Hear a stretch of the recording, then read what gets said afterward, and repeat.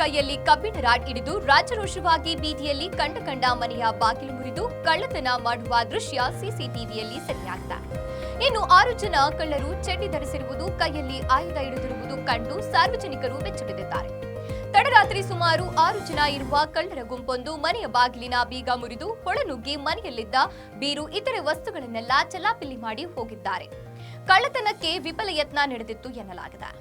ಅಕ್ಕಪಕ್ಕದ ಮನೆಯವರು ಬೆಳಗ್ಗೆ ವಕೀಲರ ಮನೆಯ ಬಾಗಿಲು ತೆರೆದಿರುವುದನ್ನು ಕಂಡು ಪೊಲೀಸ್ ಇಲಾಖೆಗೆ ಮಾಹಿತಿ ನೀಡಿದ್ದಾರೆ. ಘಟನಾ ಸ್ಥಳಕ್ಕೆ Challakere DYSP VT Rajanna, police inspector K Kumar ಸೇರಿದಂತೆ ಪಿಎಸ್ಐ ಹಾಗೂ ಬೆರಳಚ್ಚು ತಜ್ಞರು ಆಗಮಿಸಿ ಪರಿಶೀಲನೆ ನಡೆಸಲಾಗಿದೆ.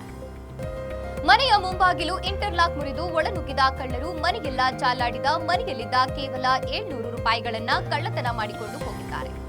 ಸಿಸಿ ಕ್ಯಾಮೆರಾ ನೋಡಲಾಗಿ 6 ಜನ ಇರುವ ತಂಡದ ಗುಂಪು ಕೈಯಲ್ಲಿ ಕೆಲವು ಆಯುಧಗಳನ್ನ ಹಿಡಿದು ಮನೆಯ ಒಳಗೆ ಹೋಗುವ ದೃಶ್ಯ ಮಾತ್ರ ಸರಿಯಾಗಿದೆ.